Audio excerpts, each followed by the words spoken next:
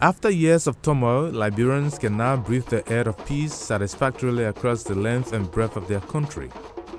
The disarmament, demobilization, rehabilitation and reintegration program has been successfully implemented and the country is set on the path to recovery.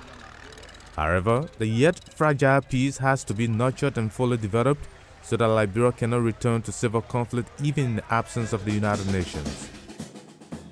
One major aspect in ensuring lasting peace lies in the establishment of the rule of law.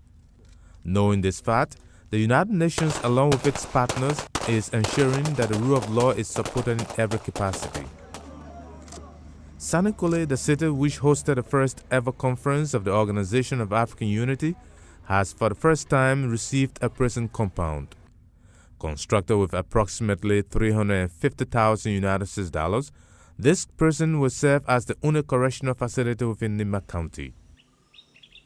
The idea of constructing this correctional facility came into being in 2006. When we came to Nimba, we realized that Nimba in history do not have any history of a prison. They don't have a prison at all. So when somebody is sentenced, had to be taken to Bon County or Grand Guinea County. So we started arresting people, but at the same time, the road to Grand Guinea was bad. So police cells were divided into two. Part of it was to serve as a correctional facility, and the part was to serve as a police cell. So that was tampering with the international standards of human rights, because police cells are supposed to hold people not more than 48 hours. So we started by constructing a warehouse through quick impact to become a temporary correctional facility. This warehouse, with a total capacity of 25 persons, is currently overcrowded with 64 inmates. At a point in time, an alarming 105 inmates were held in this warehouse, prompting the United Nations to construct a new prison facility which holds 72 inmates.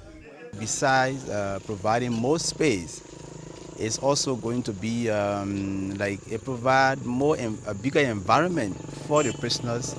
We think it also provides some security, because where the prisoners are right now, there is always some consistent prison break, and these people get back into society. It becomes a headache of the police to rearrest them and carry them back. Some of them, if they are not arrested, they get involved in additional criminal activities. So we think that new facility also will not allow them to break prison and get outside and do more criminal activities again. With these high fences crowned with barbed wire, one can safely conclude that Sanniquellie Central Prison is indeed safe and secured. However, the man in charge of the security of the prison called on the Liberian government to provide the necessary equipment needed to guarantee the safety of the prison. There are other issues that we pray that the ministry will come up with. Like we speak now, the officers are not equipped, or we lack some equipment. We need some restraint equipment. We need all the things like batons, pepper spray, in case of a riot, because we are far from the city and we expect prisoners to riot anytime. As such thing, we need to maintain security at all times. So we need all the security equipment that will help us to maintain security in this facility.